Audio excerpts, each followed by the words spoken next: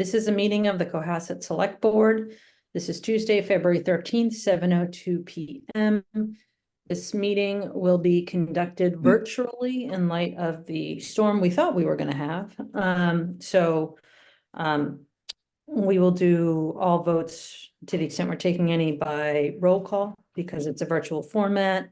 And we will not be monitoring any of the chat online, although to the extent that there's comments in the beginning section, I will look in the participant list to see if there are any. But before I go on, I just want to do roll call vote real quick. And so I'll start with you, Ms. Marr. Present. Ellen Marr. Mr. Grady. Present. Mr. Creighton. Jack Creighton, present. Jean Haley Dippold, present. All right. I invite everyone to stand and join in the Pledge of Allegiance. The flag near you. I pledge allegiance to the flag of the United States of America and to the republic for which it stands, one nation, under God, indivisible, with liberty and justice for all. Okie dokie. All right. So our first agenda item is public comments. We will be taking public comments right now, approximately 3 minutes each. Is there anyone who would like to make a comment of 3 minutes or less? All right, Ms. Jenkins. Mr. Senior or Ms. Leary, could you promote Ms. Jenkins?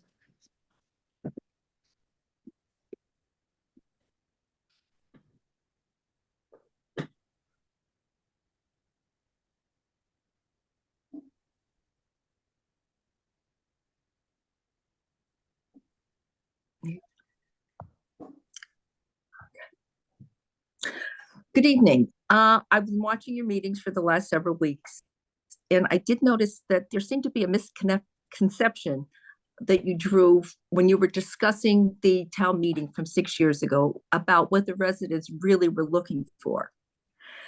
Now, it started, I know, with the spring town meeting of 2018, where unfortunately that $12,500,000 proposal didn't go by.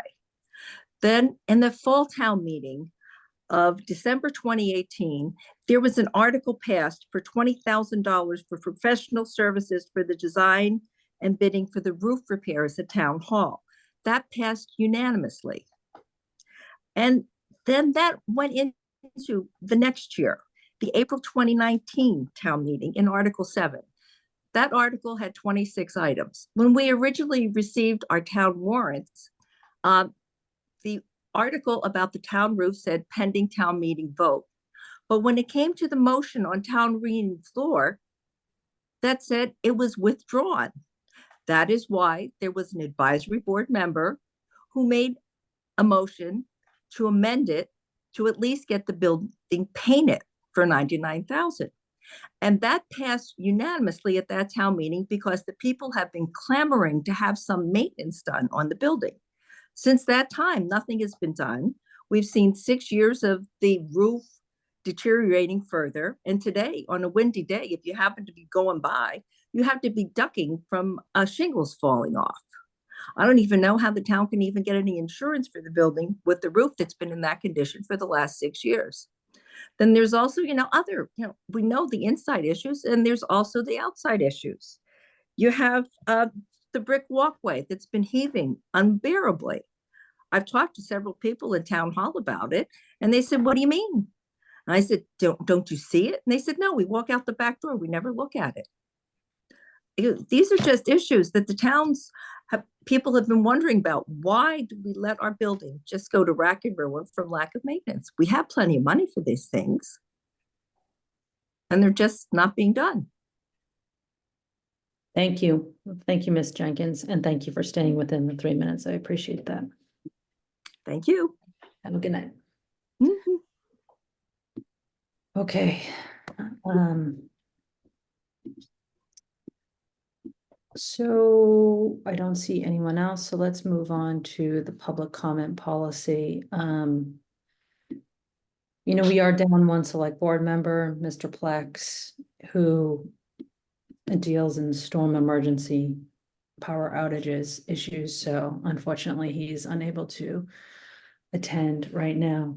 I do wish that we had the full board for any votes, but that said, everyone has the public comment policy in their packets. Ms. Mar, I see that you made some comments on it, all of which I'm fine with and agree with. One of the more substantive comments I see you made is not to take anonymous comments, which I think some towns will allow. I'm personally disinclined, but I did want to note that and open it up, you know.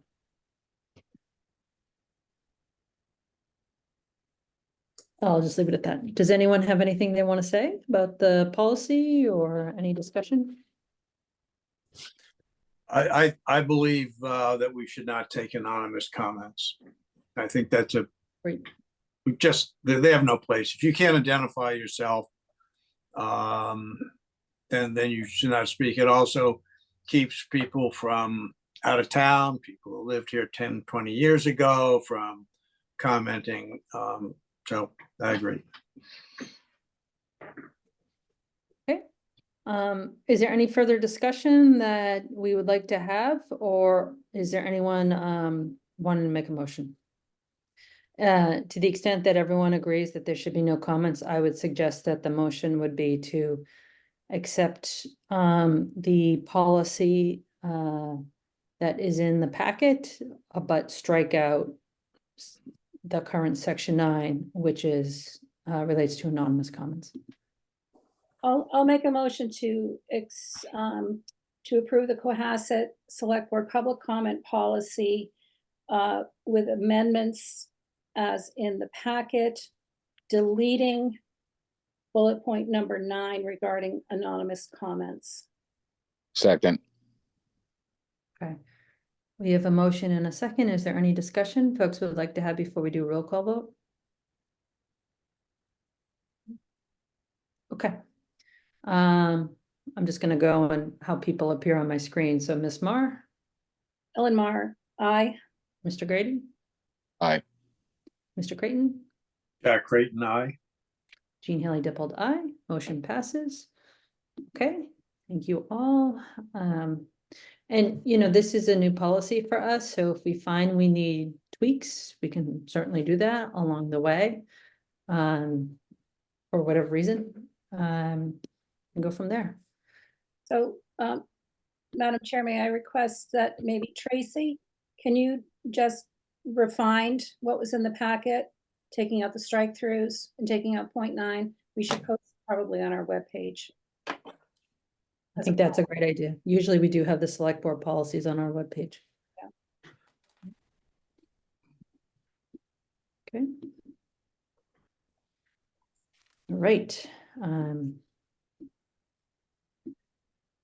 We are now moving to the South Shore Arts Center one-day liquor license for the Shake It Up event on February 29th, 2024, which is Leap Day.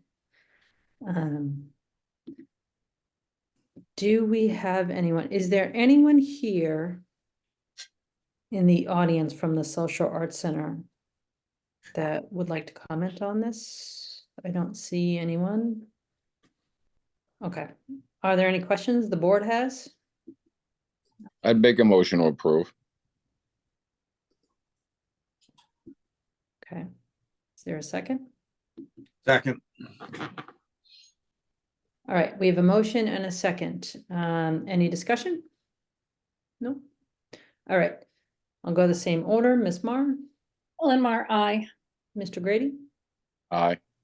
Mr. Creighton, Jack Creighton, aye. Jean Haley Dippold, aye. Okay. So that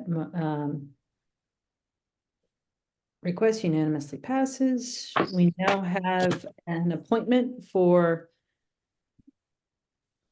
Mr. Duran Hall, who I just saw actually in the I just promoted him. oh, great, perfect, great. Thank you. Someone's promoted me. Finally have my video, sorry. Great. Well, evening. if you'd like to introduce yourself and say a few words before we appoint you, you feel free to do so. I absolutely will. Thanks for your time, and very happy to be here. At least I missed the not so big storm, unfortunately. So I was happy to see I could join by Zoom. I'm at a conference in Arizona where it's a conglomerate of people who are thinking about the planet and greening the planet, and it's business leaders, government people, contractors like the company I work for, and a variety of companies that are undertaking a lot of carbon reduction plans. So it's an exciting place. And when I moved to Cohasset, I actually did some research on the website. I found that there was an alternative energy committee. I reached out to Tanya. She and I met and spoke, and I talked to her about my background. I'm chief financial officer at Ameresco. It's a name you guys might know from prior dealings, but maybe not. We operate in the region as an energy efficiency and renewable energy company. And I really, since we were relatively new to town, and I saw that it was an active effort of the town, I thought that I would love to get involved. So Tanya has asked me in prior meetings to just participate.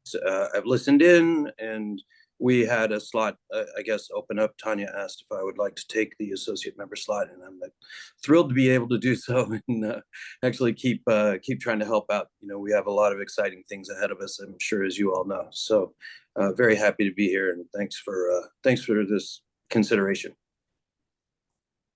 Great. Well, thank you very much. We appreciate your interest. Are there any comments that the board has or anything further you want to discuss? I would just say, thank you very much for volunteering. And your background is quite impressive, and I think you'll be a tremendous addition. Thank you, Ellen, and certainly invite any of you to reach out to me directly if you have any questions or thoughts on what the committee might be doing, or what I might be able to bring to the table for the town, for this committee or otherwise. Great. Mr. Creighton? Yeah, well, thank you for stepping forward. I want to discuss something that I think we should be aware of, and it's not meant as a criticism or whatever, but when anybody is in a particular industry, and that industry is in a subject of governmental decision-making, we really want to be very careful that, for instance, you wouldn't recommend something that your company was, and I'm sure you know this, and we all have to know that, but I just want you to be very extra careful, because I found that the people who are actually in an industry frequently know a lot of things that are important for the rest of us to know. So I think your participation is extraordinarily valuable, but just be aware you have to kind of be careful. And I suspect from your past history, you're well aware of that. Thank you for that. And I appreciate the idea of having that sort of verbalized here tonight. Conflict of interest policies are critically important. We have one at the company that I would have to adhere to the extent anything ever came up. And in fact, Tanya has already put forward her willingness to assist on the town's conflict of interest policy if anything ever came up where there would be a conflict between my work and what the town was trying to do. So I'm aware of that. I certainly understand the ways that those conflicts have been managed in the past and other organizations that I've been involved with, and perfectly happy to adhere by what's necessary to avoid not just an actual conflict of interest, but even the appearance of a conflict of interest. Yeah, and I just want to clarify, the reason I bring it up, as you just alluded to earlier, it's better to get that out rather than have people come afterward and say, well, why didn't you ask this, and clarify. That's right. So my question was really an opportunity for you to clarify that, so we don't have to listen to it later on. Perfect. Absolutely. Well, thank you. I'd like to make your nomination. Well, thank you. We appreciate your time and your expertise. So, would anyone like to make a motion? I just did. Oh, okay. Sorry, Jack. And, would Yeah, I make that nomination to nominate Doran Hole to the Alternative Energy Committee. Okay, would Second. anyone like this? Thank you, Mr. Grady. All right, I'll do roll call vote. Ms. Marr, Ellen Mar, aye. Mr. Grady, Aye. Mr. Creighton, Jack Creighton, aye. Jean Haley Dippled, aye. Thank you again. Thank Great. you. Thank you. Thank you. I notice, that Patrice May has joined us in the audience. Patrice, we approved your event.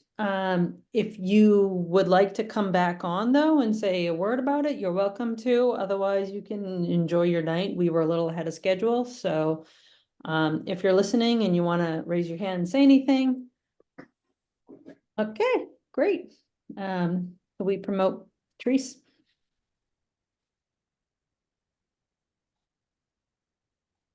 Oh, is that, oh, Yep. There's a little lag to come on.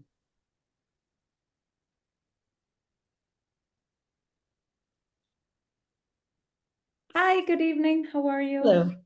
So, I felt it was incumbent on me to join you because I rushed my board through our board meeting. I said, I have to make an appearance for the Cohasset Select Board. So I want to thank all of you on behalf of my board of directors. I want them to believe that I actually needed to be here. So I now have visual proof, but the party is called Shake It Up. Thank you for approving it. Basically, it's a 1980s dance party with a Caribbean vibe.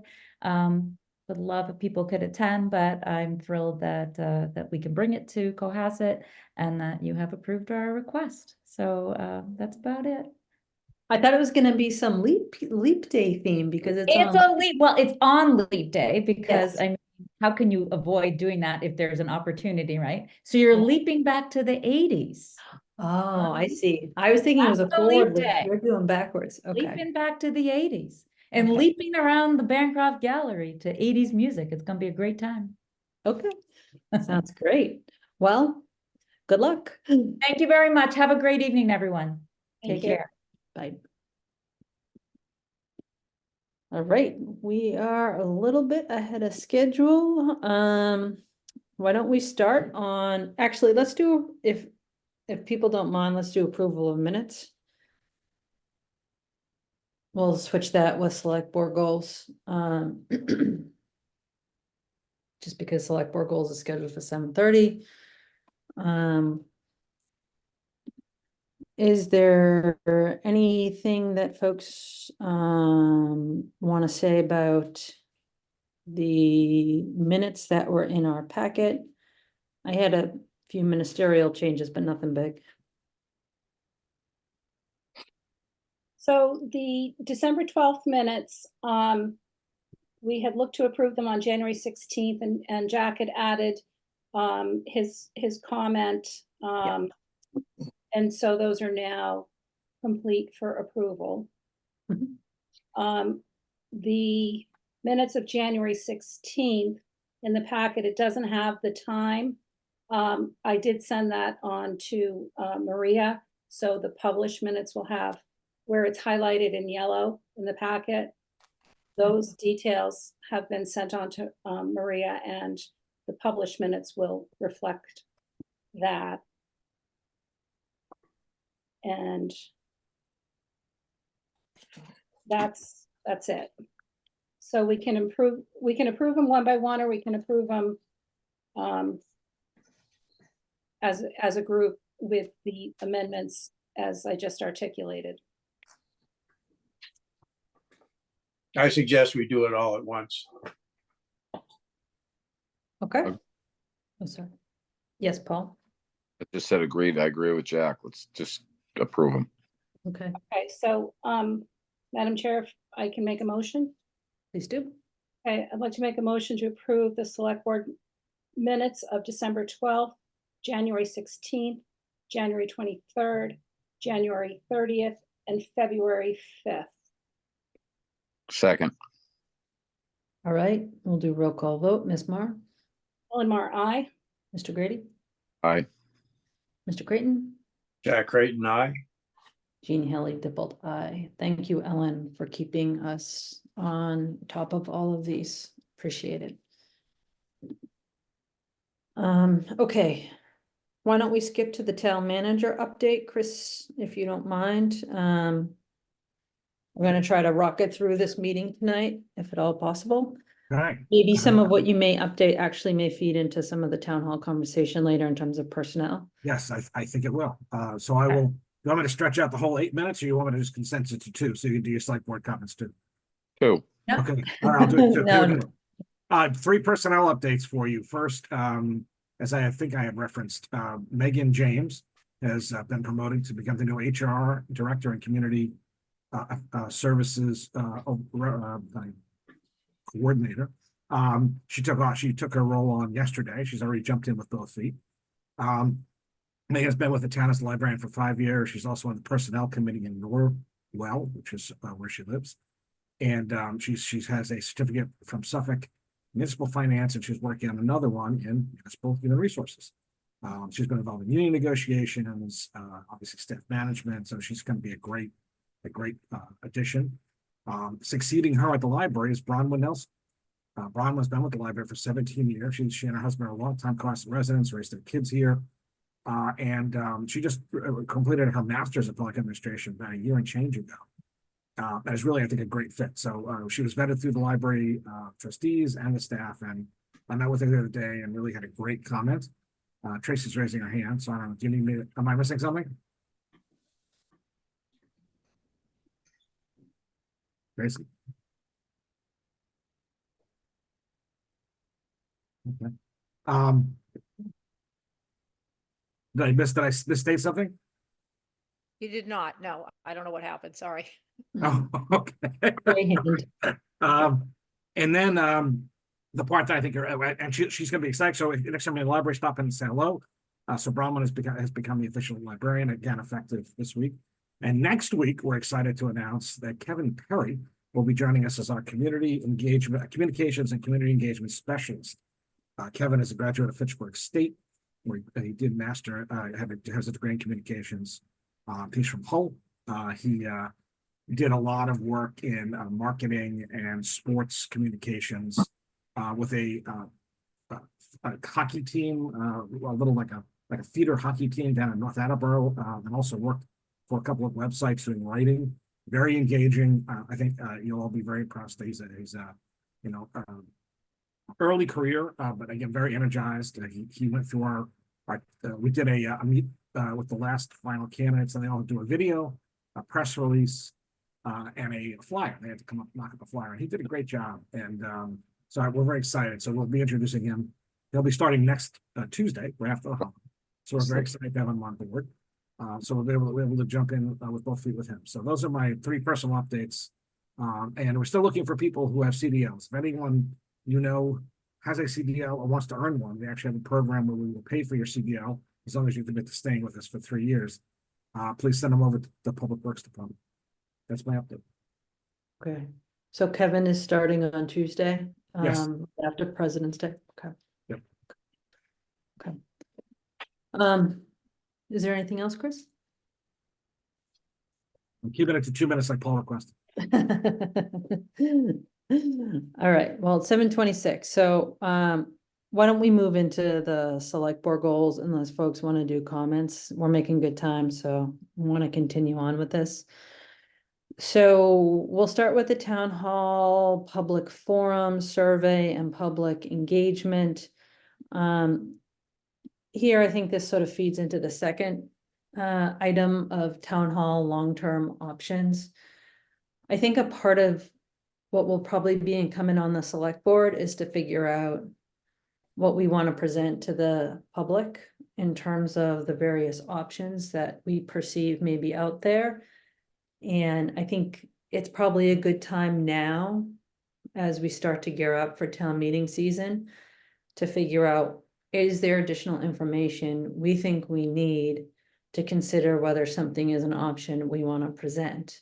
Because that might drive, for example, surveys or how we market forums and, get information out once Kevin comes. And so I think that, I guess a threshold question is, I'm assuming the board still wants to move forward with the public engagement piece we have been talking about in terms of the permanent options, the long-term options we've been trying to think through. Is that still a fair assumption? I don't think we have a choice. Okay, I just want to check. I mean, I think that's, sorry, Ellen, go on. I feel like you want to say something. Yeah, no, I mean, I agree with Paul. I think we should always reach out, and I guess, what I've been pondering, since the last meeting and the vote to go forward with the lease of 5 years at 1 Pleasant Street is how urgent is a permanent solution, going to be? And do we, you know, once we're in the lease, and I understand there's a 1 year, there's an option to buy, but I don't know what the urgency is to have a solution by town meeting. If we're gonna be in 1 Pleasant Street, if that goes forward for 5 years. It's still gotta go to a vote. Right, And if you remember the pushback that we've had, I mean, I think we ought to have everything wrapped up in a bow in a short period of time. So when it comes to town meeting, that people feel they've been heard, they either hear, and there's kind of a consensus as to what's going on. We just had, what's that woman's name? Jenkins just speak. Just Yeah, leave- Yeah, and that's where I think that full transparency is and expediting it as soon as possible and socializing 1 Pleasant, what our goals are or what we think. I mean, I think we should have at least 3 concrete proposals to present to the town. Then in a forum, if someone wants to present something else, we come at them with restoring 41 standalone. We come at them with the annex. You still have Stasko's proposal, but be that as may, there are some people out there we may be able to bring on board. And, I'm not gonna say I'm talking to the world, but there are people that I've spoken to that we may be able to get on board with, an idea or two or something like that. That's why I think there's an urgency to do it, Ellen. That's my thought. And obviously anyone can disagree. yeah, and Paul, I don't want you to misunderstand. It's not that I don't believe in full transparency. I think if we learn something, we learn that we do need to have all of our ducks in a row. And I guess my question is, and it is, will we have all of our ducks in a row? And if we're in a 5-year lease, and perhaps leasing instead of owning might be one of the options. Right? Well, I think it's, What- I'm sorry. Is there any covenant that says we have to own town hall? No, but I just think that we should have, as I said, say 3 viable proposals. Should we own town hall? My thoughts are yes, but and again, looking at it from the financial end, my answer again is yes. 41 Highland Avenue, if we address it, be it. But I think that if we get the surveys out, we create a forum, let people come down, they can vent, they can say what they want, they can give their ideas. Then we can say we've done it.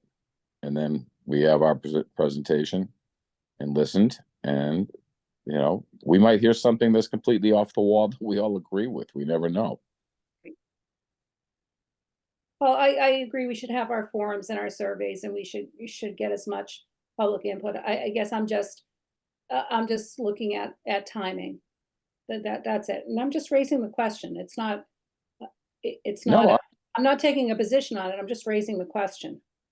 I just think, Ellen, my thoughts are that we've been busting town hall down the road for years and years now. Don't have a large window. Our board will be changing at some point in time. It'd be nice to hammer this last one home for, up or down, but at least we can all say as a group or as a team, if you will, that we did it and we gave it our best shot. And, we missed the mark on one thing, maybe not in the presentation, maybe misinformation. However, it went down by 10 votes. It went down by 10 votes. But I think we should have everything ready for town meeting. That's my thought. Mr. Creighton? I kind of agree with both of you. I will say that I have heard around town that people who have became engaged and started asking questions, there have been some people who have rethought. There's some people who have come to the same conclusion that the select board came to, which is we really are to the point where we have to govern. There is no perfect solution. Everything is going to be a compromise, but the fact of the matter is we do have to move forward. So I think that moving forward with all due deliberate speed makes sense. But I think that Ellen has a very, very good point that we may not be able to make it. So just if your goal is to be able to do it, but if we find a month from now that it's not, we can't do it, well, we can change your mind. But if things do fall into place, and a lot of things have already fallen into place, I think some people realize that perfection is, as always, the enemy of progress.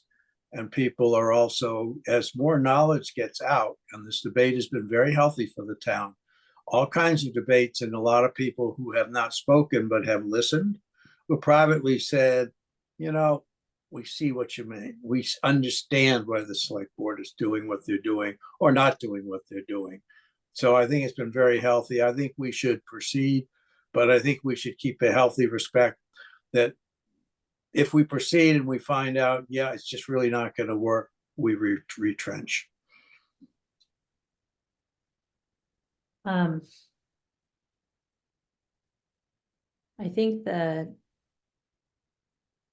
think we should continue to proceed to see if there is a solution that rises to the top as a result of the public engagement. At the same time, we may see that as a practical matter, it's just going to take more time to lock down the logistics of whatever that solution is. And so maybe the long-term plan becomes a fall project or a next spring, whatever the right thing is for Cohasset, because I do think it's better to have a population that's fully engaged and bought in to a comprehensive package. If we can do it, then I think everything will become a lot easier on this issue. And I think the question is, what is that comprehensive package? What does that look like? Because I do think that we'll go to town meeting and people are going to be concerned that we might be doing Aliso One Pleasant without an exit ramp. And I think if we can do public engagement now, even if we don't have everything figured out or even a proposal, I think people will see that we're on our way to something as a result of this public engagement and feedback and continual work to try to figure out what that is. So I'm not sure yet if we have a clear path. There's, a solution in my mind that I think could work, but it's not totally clear to me how it's all going to play out and what that timeline is. Yes, Paul. It's my thoughts. Again, I'll throw them out there for what it's worth. Town hall is kind of like a TV show. Right now, the ratings are high. And people are engaged, for right or wrong, whether they're mixed emotions. But as time goes on, the ratings start to slide again. And so, I think if we push, we can get it out there, and we can get out there just as well as we did the last round. But with all the T's dotted and the I's crossed. So I think that the sooner we present it, the better, again, because the ratings are high. People are engaged right now, for whatever their own motivation or reason, but they are engaged. And as time goes on, that starts to slide. Interest starts to move on. We start heading into other things. And, the people that are engaged now aren't so engaged, and we're back to where we were before. So I Well- do think Sorry, Paul. that's all right. I just said I think we could get it done. Well, and speaking as someone who's not gonna be on this board after June, if I were in your shoes, I wouldn't wanna continually rip this Band-Aid off year after year after year. I mean, I do think that this is a lot of time and money, including our staff time, that the town of Cohasset is spending on this issue when we're also simultaneously trying to do a lot of things like build a new public safety building and really keep focus on that. I do think that a part of the decision making will help us also focus on other priorities too. And not let this consume the conversation too much. You know, just help give us some, help give you, some space to also do other work in Cohasset that also needs to be done, whether it's resiliency or whatever. Yes, Ellen. No, I agree, and I guess I was coming from, making sure that in order to get all the i's dotted and the t's crossed, that Chris has the staff dedicated to do it, because we have ideas, we know things are about a certain amount, we know that maybe we can get CPC money for historic, we need to have all of that as buttoned up as possible.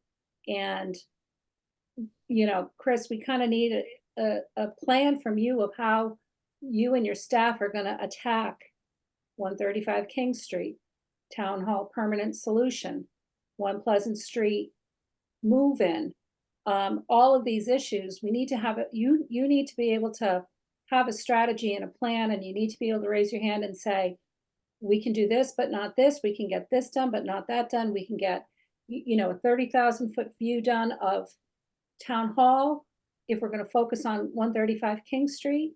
And we haven't even started talking about budget, where the budget's going to lay out. I mean, so there's a lot going on, and that was kind of also where my comment was coming from. And Jean, you articulated it very well, is I don't want to get to town meeting and not have or these forums or these surveys and really have something that we can stand behind in terms of data, in terms of actual costs, and not 5 or 6 million, 16.8 or 17. Do you know what I'm saying? I think it's important that we have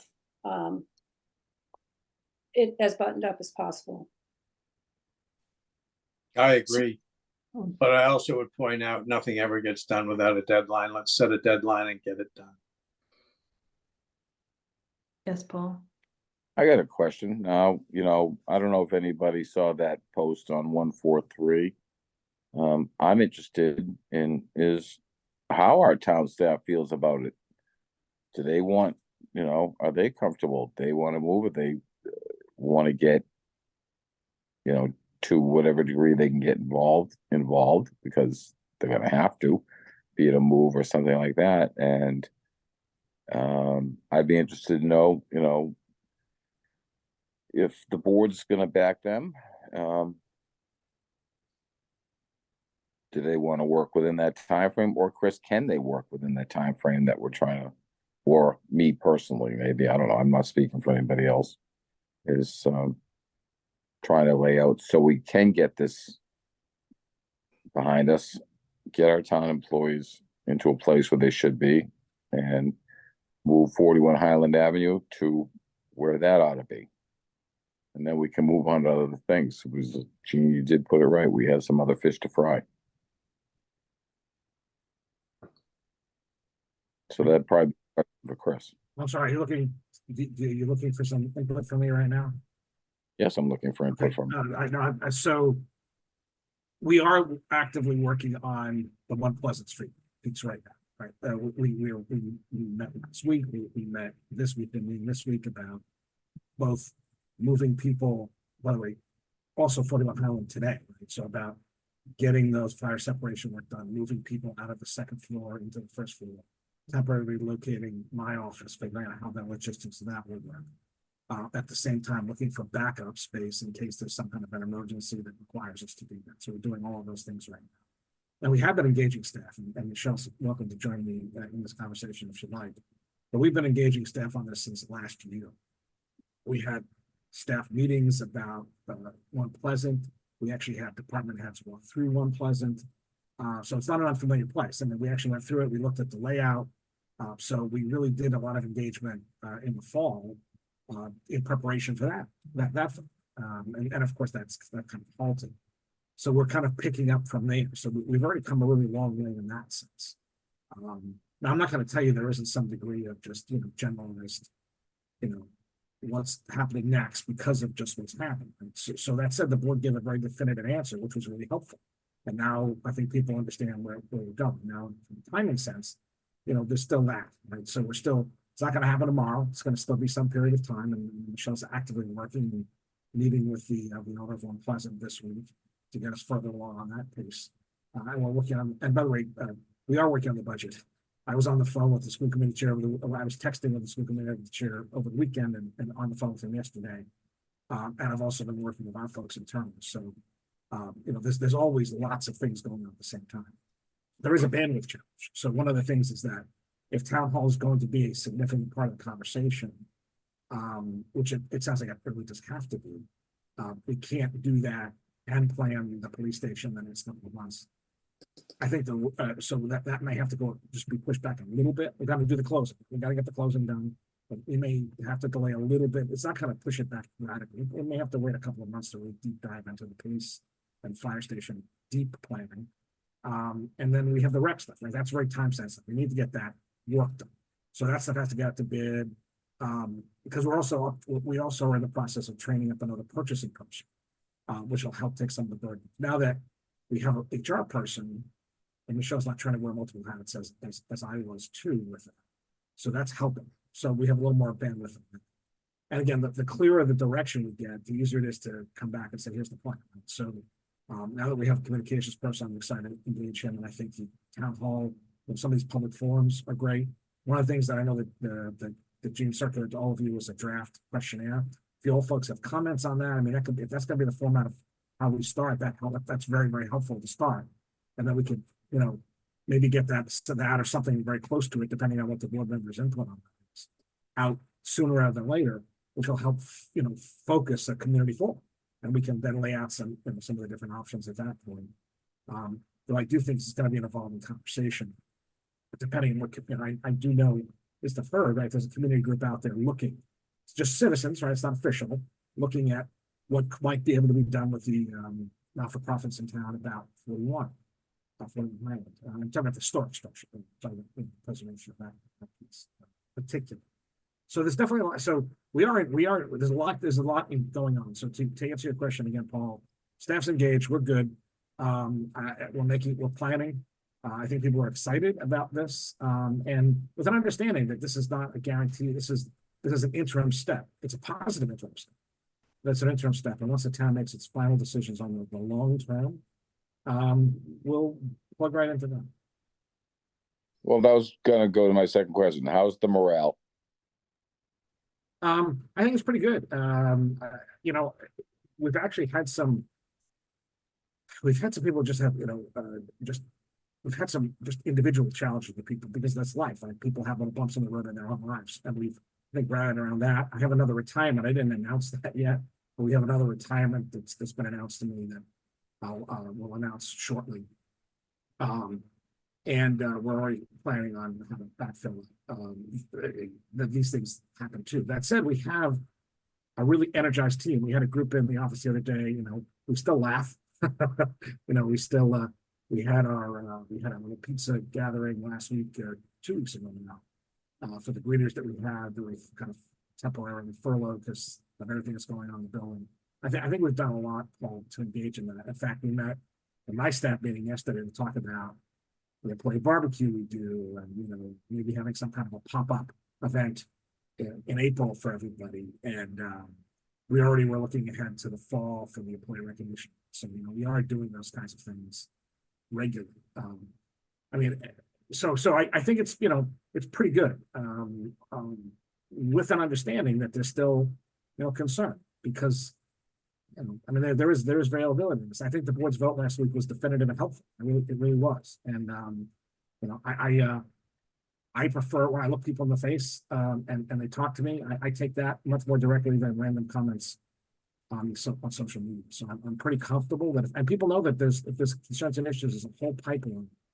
People can talk to me if they want to, and believe me, people can and do. That said, we have an HR department, we have others, so I'm pretty comfortable. We have our hand on the pulse here, our fingers on the pulse, and I think we're doing okay. Good. Helen? Yeah, I just want to comment, Paul, I read the same post that you did, and I think that was posted by an admin of that Facebook page and not by any town employee. And I found it to be very disingenuous and trying to stir up the pot. And because there was no poster, it wasn't even anonymous. It said admin.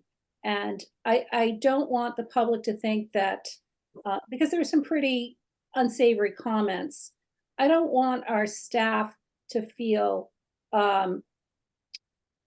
marginalized by that post, and shame on the person who did it, because I don't think it came from anybody in town hall. I really don't. It was completely disingenuous. That's from my perspective. Ellen, just so you know, we're thinking in lockstep. All right. That's why. It's just because it was put out there and it should be addressed. That and so you and I are on the same page. I agree with you 100%. Is I thought it was a disingenuous, crappy post.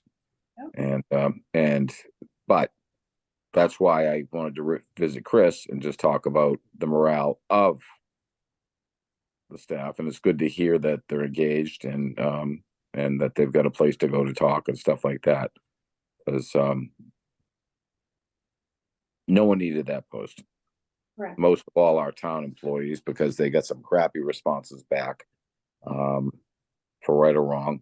But even though it wasn't them that posted it, so for the most part, I guess. So we're on the same page. Well, I think too that landing the plane on a permanent solution for town hall is important as well. I worked for a government agency that moved about 7 times in 10 years. And so I appreciate the feeling of hardship when you're moving everything around and you have to get resettled and then resettled again. And for someone who deals in lots of paper, I have cases that have millions and millions and millions of pages of documents.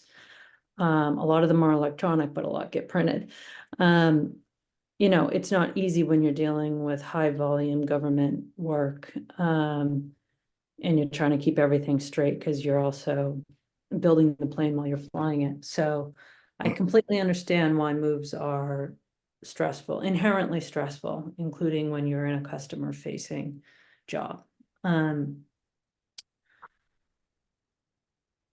So I think though that returns us to the question of long-term options. And Ellen, I think that your mind is where mine is a little bit in terms of what are the next steps that we think we can and should do to provide credible information out there upon which to have a public discussion about what the realistic options are.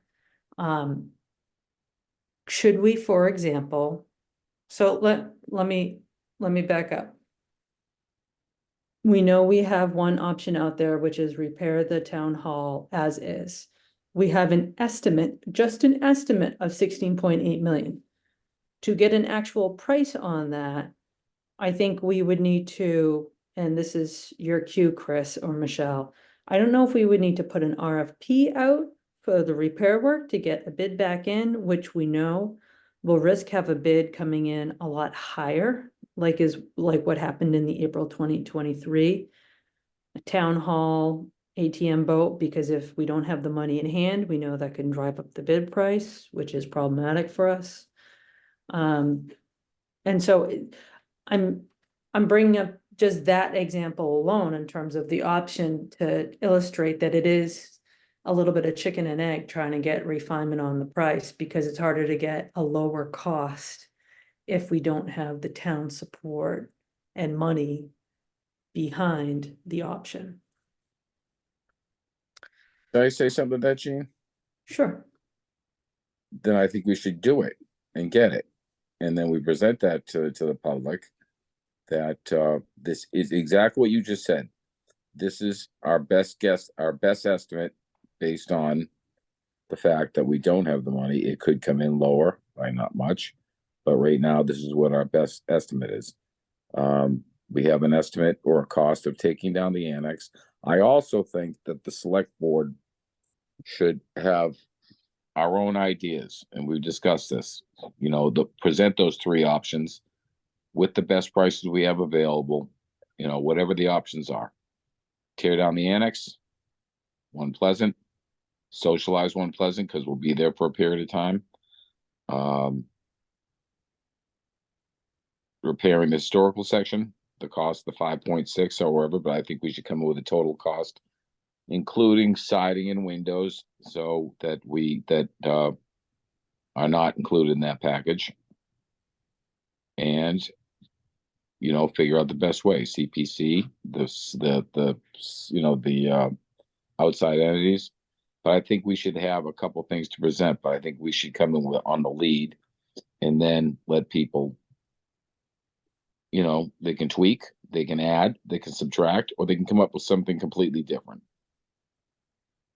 But I think we should have all, you know, what we recommend as a board from what we've seen since we've been in the trenches for over a year now doing this.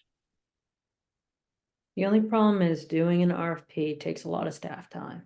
And so again, there's, you know, chicken and egg with doing an RFP.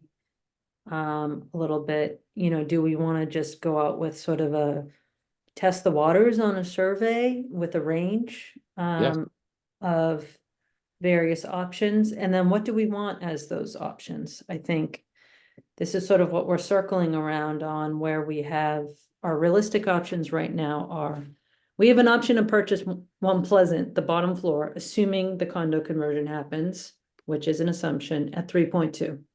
That's a set price. We know what that cost is. We can repair the existing town hall as is, probably somewhere in between, my guess is 16 to 18 million. We should also add on to the price of any sort of off-site town hall option, what it might cost if we want to preserve the historic town hall, which we know is 5.6, not including, again, estimate, windows, doors, roofs. So my guess is maybe that's going to be 7 to 8 at government prices.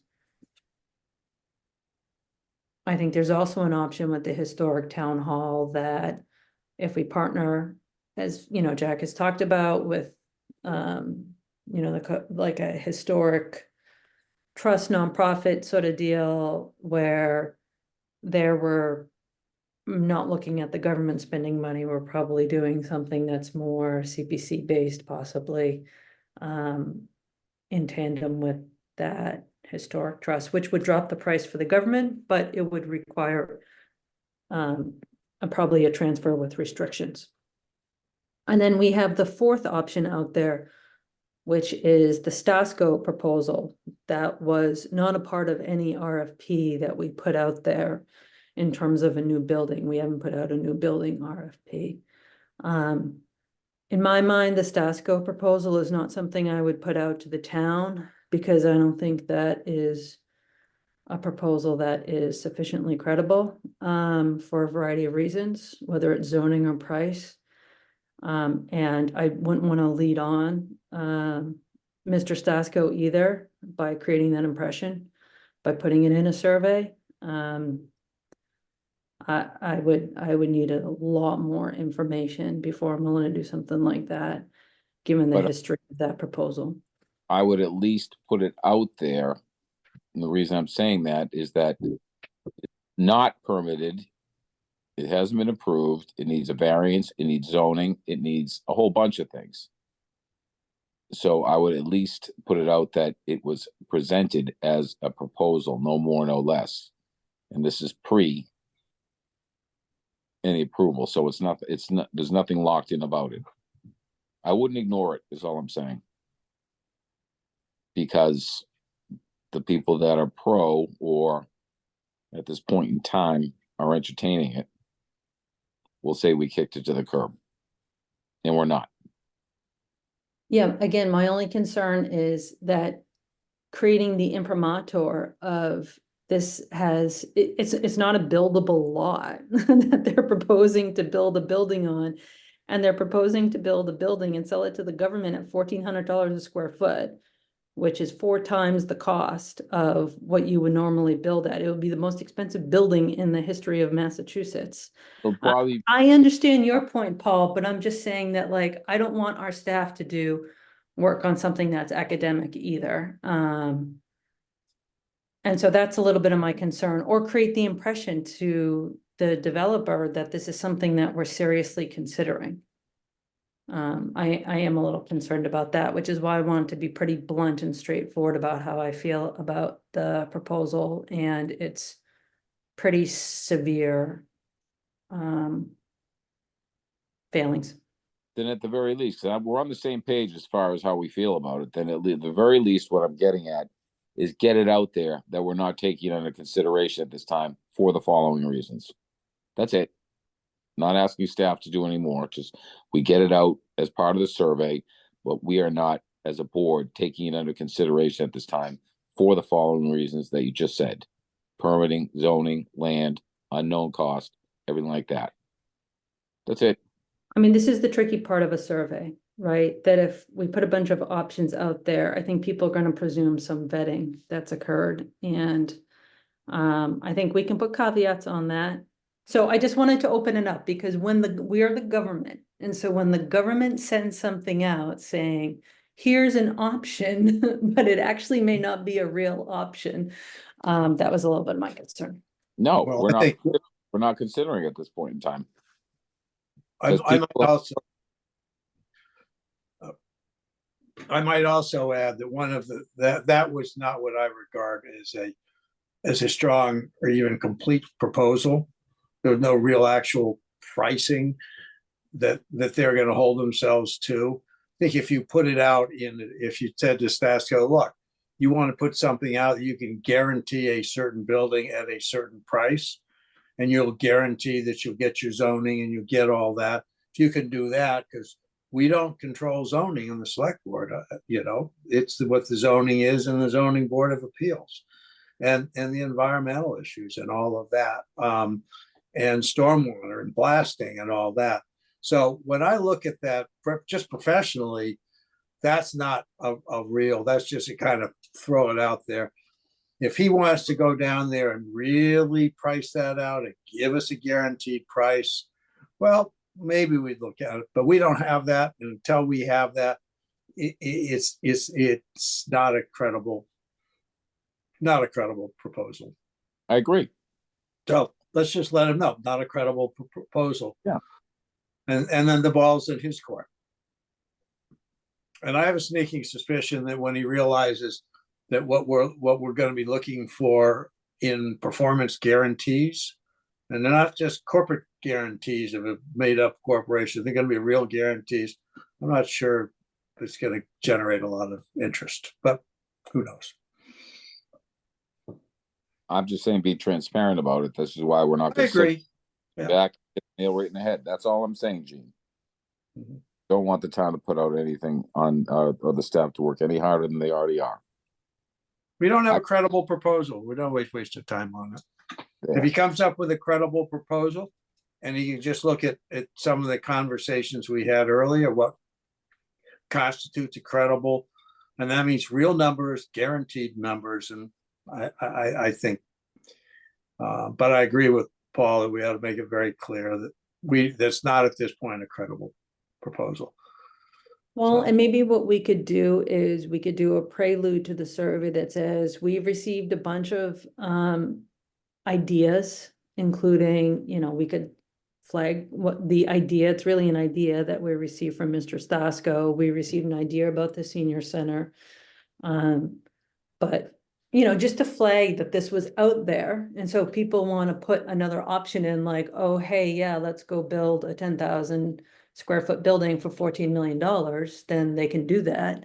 So we can give like the background, including with the senior center. That was something that came up as well in the context of our meeting. So, and And I've heard feedback too about the community groups. I do think that that's not ripe yet. I think people are still working, and I've talked to some folks there, and I think they still have work to do. I think to Ellen's point, like, that's probably gonna take more time because it's a lot more collaboration, but it's also a lot of people in the community trying to work together, which I really like. I think that could actually result in a really, if it works, it could work really well.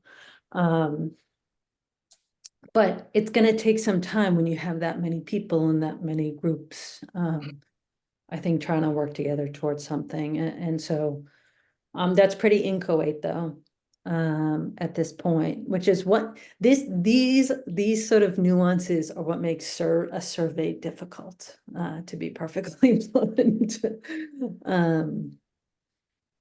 So I know we want to do a survey and we want to get information out to people, but more importantly, we want to get information back from people. Maybe we should just ask a bunch of questions. You know, like, Maybe we just have a public meeting yeah, and just have it as a roundtable conversation. Invite Mhm. people to come in and we talk and it's back and forth and, you know, yeah, not under the guise of, I mean, it has to be a posted meeting if we all go there, but, you know, bunch of coffee table conversations with people. Like, what do they think? Maybe there's an idea, maybe, I doubt it, but maybe there's an idea out there that we haven't thought of. well, and one thing Yeah, that, With a Sorry. survey, you have the simple question. Sorry, I hope I didn't interrupt anybody. What are your thoughts for 41 Highland Avenue? What are your thoughts about 1 Pleasant Street? What are your thoughts about what do you see as a future for Town Hall? You know, I would keep it really short and simple. Give them, 3 lines saying, like, what are your thoughts? Town, and then we take them. My guess is we're going to get back what we get back. Is then, I mean, I would keep it really simple. Again, thoughts on 1 Pleasant, our temporary move. Thoughts on buying 1 Pleasant. I think you're going to see a favorable response. Thoughts for 41 Highland Avenue. Historic section, preserve the annex. Would you like to see the annex preserved? I think we're going to see a majority of no's. I'm just throwing it out there. But those are the simple questions in a survey I'd ask. I wouldn't get too deep into detail. And then we have that Ellen just suggested, we have that kind of roundtable discussion, but we take the information that we receive back, extrapolate the good, look at the bad, and come up with, this is what we received as the majority of our responses. and we want to add in the all important, how much are you willing to pay in more in taxes for various, just give you, what's your appetite for increased taxes? Because if you give people choices and there's no price, they're going to say wonderful. But if you say, well, you know what, how much are you willing to pay for this? And I don't want to do it in a way that stifles conversation, but it makes conversation a lot more honest and credible and useful if people realize that their decisions come with real price tags on it. Good point. so I do think a survey is useful if for no other reason that we know there's a lot of people that come to town meeting or will vote at the ballot who will not show up at a forum. And so I am curious as to that set of folks who I know is out there.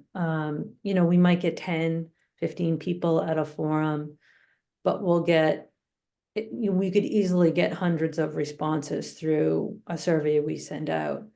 I do think the survey design is really important. Because if you say, how much are you willing to spend? Well, what am I gonna get? Right?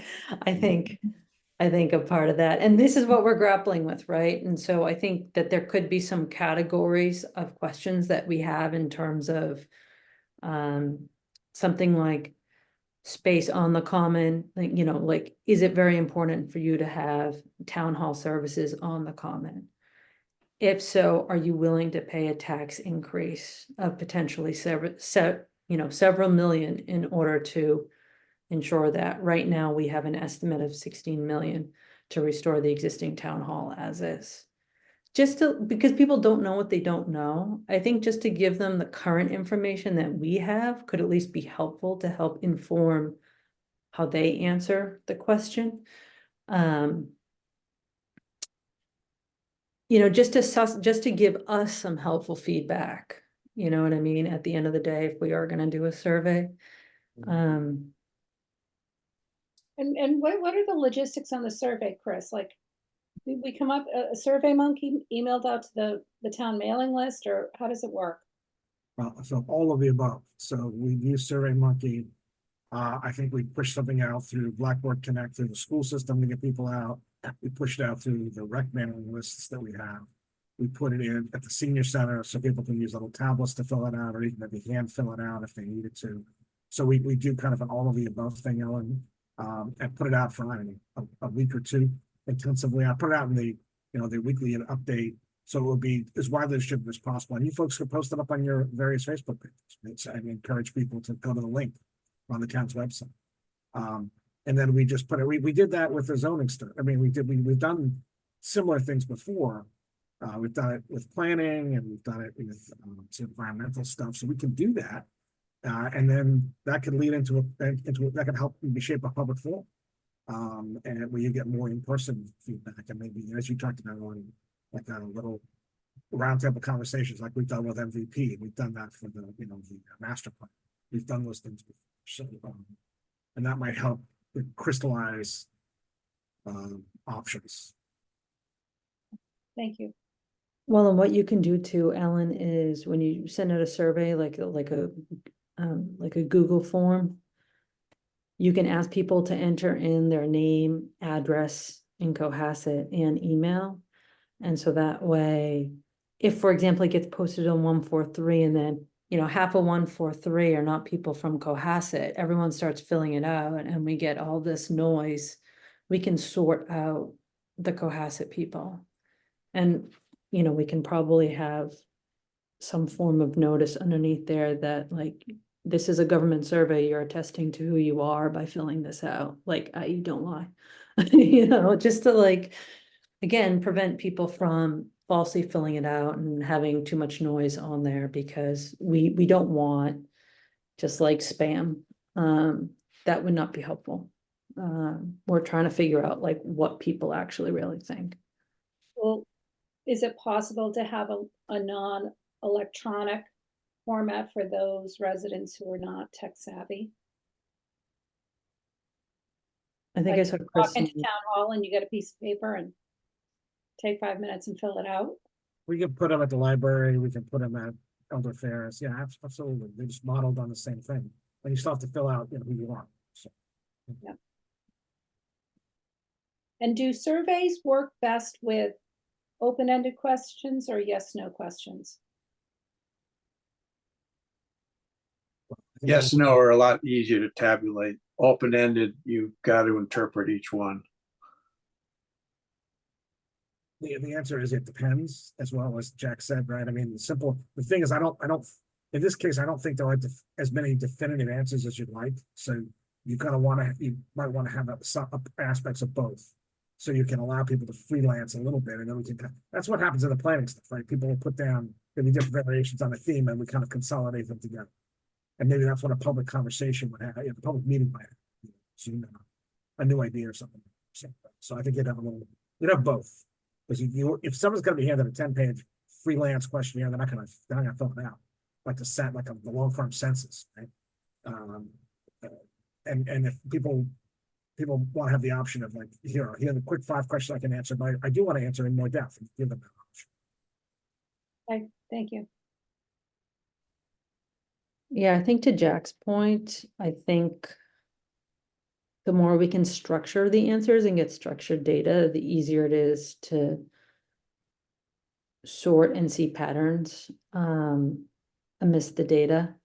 If you do unstructured, then you have to like review the fill in the blank for a lot. I think what we want to try to do is figure out if we can have enough questions that will capture in a very quick and easy to sort way what people might otherwise put in a fill in the blank.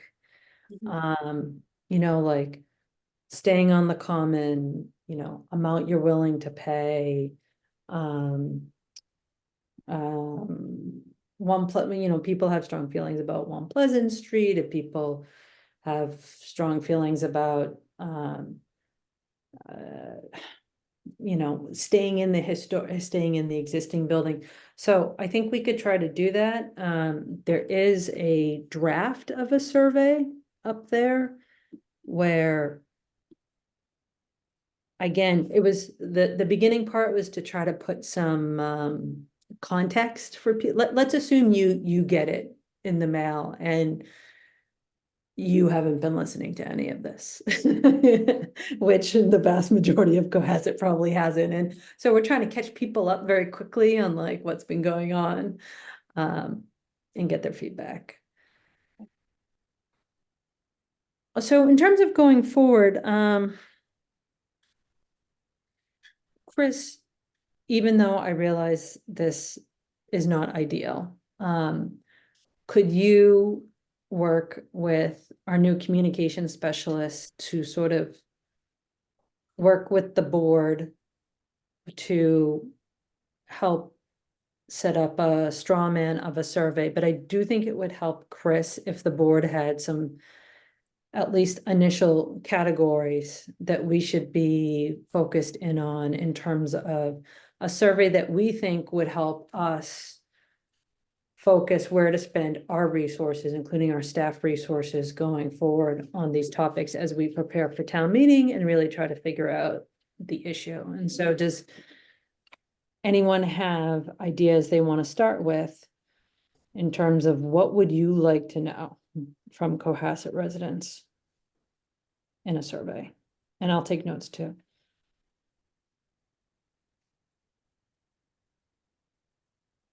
So what are you asking? I'm saying if we're asking Chris to work with our new communication specialist on a survey, are there specific questions we think that we should be asking, or categories of questions to help give Chris and the specialist some guidance? Now, Yeah. we already put a draft survey in your packet, and so we could start with that if you want. I'm just trying to help Well- get us to some sort of product. I mean, how long do we want this survey to be? Not very long. I think it'll lose interest after 5 questions. You know, give or take. I'm not trying to be facetious. That's why when I mentioned earlier, keep it simple. Jack had it perfectly. What are you willing to pay for? Are you willing to pay for, you know, and I also like, you know, something simple like, what are your thoughts for 41 Highland Avenue? What are your thoughts for One Pleasant? You know, that's, you know, I'm a believer in keeping it easy, letting them look and just having something grab them and they can get their answers in and get it done. Because I don't think people are going to get that engaged in it. I mean, you get your mailing, you get your survey. It's just a thought.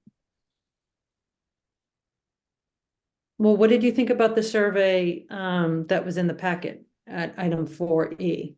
It was 2 pages, 4 questions. Yeah, I'm fine with that. I'll reread that, double read it. I'm on my phone right now, so I can't read both. But yeah, simple as- But I think I think you should look carefully at the background though, because it was trying to provide some context for the voters, and I'm not sure the board has made these decisions yet in terms of well, then I apologize more for coming unprepared. I read it and move on. It's been so I will read it and thoroughly and again, so if I don't have it in front of me or I have an answer to your question right now, but I don't have it in front of me, I have my phone. no, that's Um, okay. It's in the packet? Jean, was it in this week's packet? At 4E, should be at 4E. Yeah, you have to scroll down a little bit, Ellen. Took me a while to find it.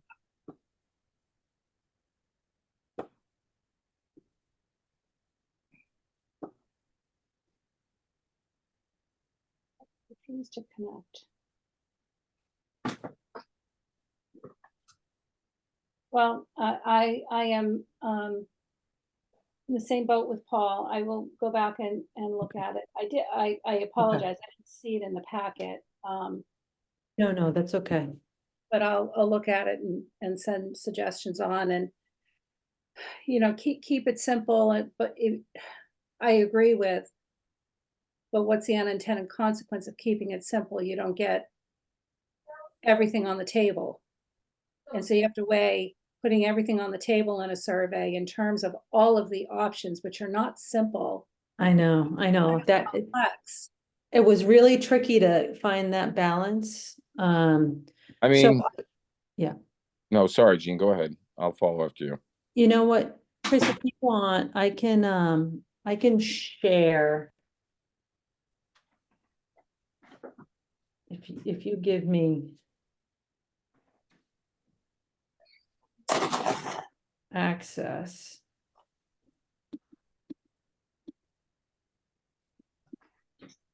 Tracy, can you do, I can't do that from my role here. Could you make Jane the co-host, let her share her screen? Sure. Okay.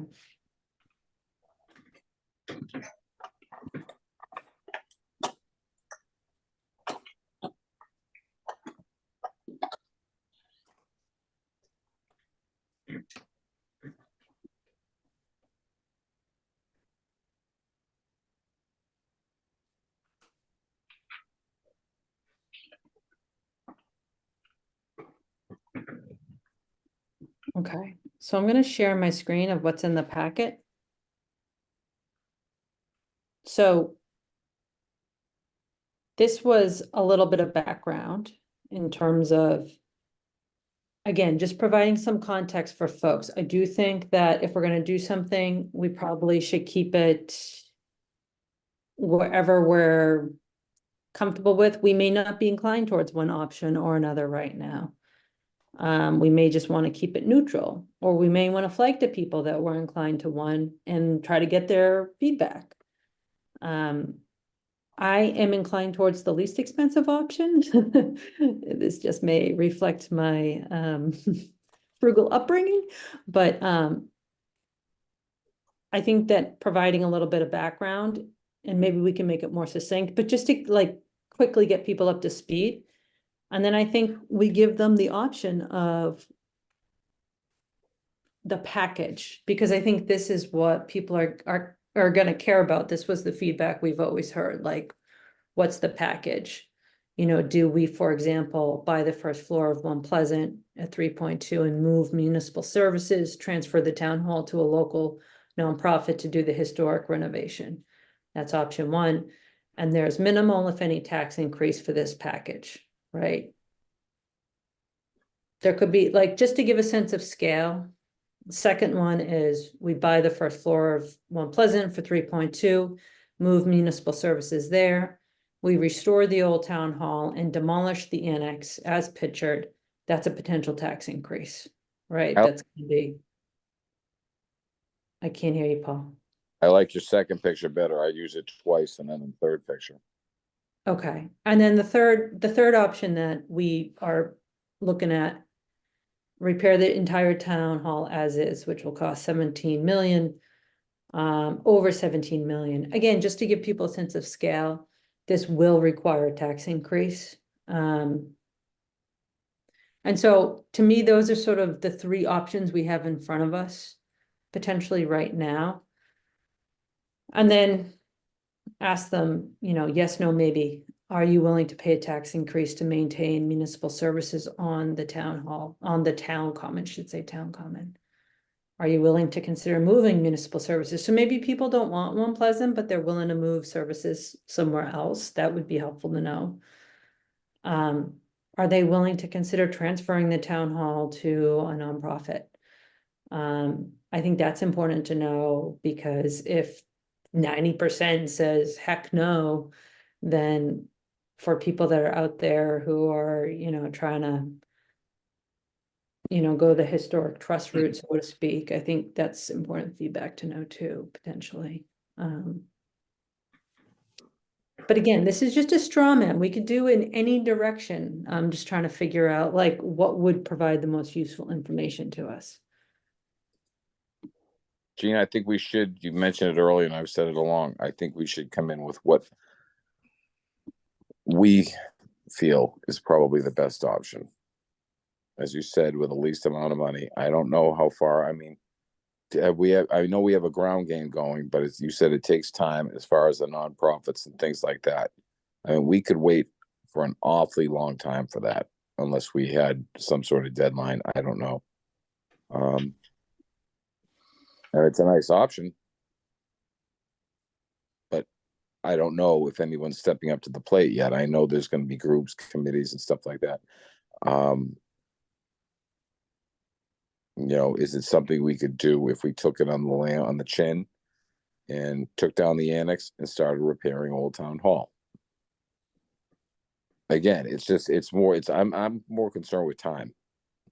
That could take, you know, committee after committee after committee, group after group, even though they're volunteer, you know, ad hoc committees and stuff like that. You know, if they're willing, if someone's expressed an interest, yes, great.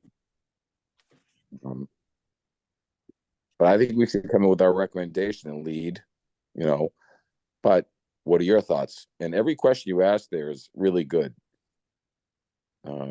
So those just along the lines of what I was thinking is it's very simple. It's to the point. And my only thing on an aesthetic view is take out the third picture and substitute the second, the old antique photo of the town hall. So, or take that one that was in The picture is every option. No, I'm just kidding. so and or put a picture or you know, do they want to revisit the $26 million package, which now is probably 32? You mean the 2.5 years Excuse me, I'm sorry. What? A year ago. Year ago. for the 24 million? Yeah, it was just a year ago, May Yeah. 2023. Yeah, Okay. I'm being, that's tongue in cheek, Ellen. Feels I'm like saying- a lifetime. I'll bet you right now it's about 32 million. I think it was probably close to that in the beginning anyway, but we'll leave that. Right. All right, Ellen, what are you thinking? So this might not be popular. I struggle with putting forth questions and recommendations on things that we don't know, like transferring to a nonprofit. We don't know if there is one. We don't know if it's viable. We don't know. And you plant that seed that that's a possibility. Would you like to do that? Everyone would say, of course, let's move Historic Town Hall to a nonprofit. We don't know if that's doable. So I struggle with that. I struggle with, we don't know if we will even have the option to buy One Pleasant Street if the developers plan to make the building condominiums doesn't go forward. So how can we put forth an option that we don't even know is viable at this point in time? It's a possibility, but it's not viable, you know, so maybe it needs to be phrased as such that if the building passes, you know, whatever the language is, and it becomes condominiums, we will have an option too. But if it doesn't, and everything is possible in this world, if it doesn't, what is plan B for One Pleasant Street? And I'll go back to crazy idea. There's nothing that says we have to own a town hall, right? And by leasing, okay, we absolve ourselves of the maintenance and upkeep and issues that come along with owning a building, which has plagued us as a town for every municipal building for decades.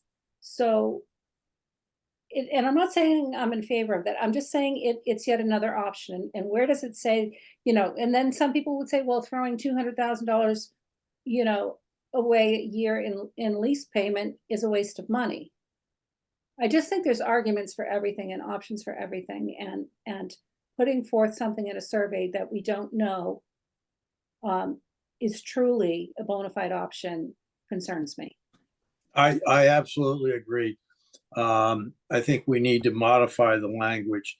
As far as the leasing is concerned, most leases of this type would be a triple net lease, which means that we would pay the landlord X amount of dollars and we would be responsible for all of the other costs. The other option is called a gross lease. The gross lease where the landlord continues to pay for all the expenses. But let me tell you, when they look at that and there's no incentive for us to keep costs down, the gross leases are very, very expensive. But I think you're absolutely right, Ellen, that we need to couch the language in a manner that we're not promising what we don't have the ability to promise. Now, we could go for a lease with option to renew. And I like the idea of a lease with an option to purchase. I didn't like only getting a year to exercise our option to purchase. And I'm still unclear of who is the governing authority that keeps that building from being condominiumized. I just don't know what, is that a town? Planning board. Planning board would have to agree to that. Okay. So, one suggestion is we could hold, and Ellen, this may address your concern, which I share too. It goes to the Stasco concern of creating expectations when it's just not there. We could wait until mid-March. We're running up against a town meeting deadline though, because I understand the planning board is gonna be looking at the condo conversion March in 6th. early March. So we'll know at that point whether it's an option. I also understand that the folks who are canvassing to see if there's support with the nonprofit are doing that right now. Understanding that we have town meeting deadlines on our end, and so if they want to make a proposal to us for this ATM, it's gonna have to probably be in early March as well. To the extent that there's some interest out there, and so we could wait until mid-March to see what happens, and then just have sort of the general forum that you suggested, or forums. To at least begin the conversation. So let's I give would them, start to- Oh, I'm sorry. sorry, Jack, let's give them to March 15th because they're going up before planning on March 6th. So we should have a handle on that. Nonprofits, I don't know a thing about. If they're hitting the streets, they're hitting the streets. So we give them to say March 12th, March 15th, and then, you know, we have our survey ready and up and running, and that's out the door by the 16th. And, you know, tongue in cheek again. But, and then we have some solids behind us. And also put in the other option too, of buying the building in its entirety. Some feedbacks is coming along. I've understood that there is some regret that we didn't do it in the first place. And we should have done it. But that was our proposal. We lost by 10 votes, so. Yeah. Oh, I've go ahead. also heard, Paul, that some people have said they support the buying the first floor for 3 million because they Yep. were uncomfortable with us being a landlord and all that, which I disagreed with, but we have heard that. You know, I the agree. Historic Society does have experience. I mean, they bought the Beechwood Church and they've done successfully. They turned the you know, the Old Town Library into a successful thing. And also we have the Light Keepers. So we do have a tradition in this town of being able to do this. Then they should be, I'd say, Jack, they should be jumping all over this right now. I hope so, but I don't know. Yeah, I think that there are folks that are interested. I think though that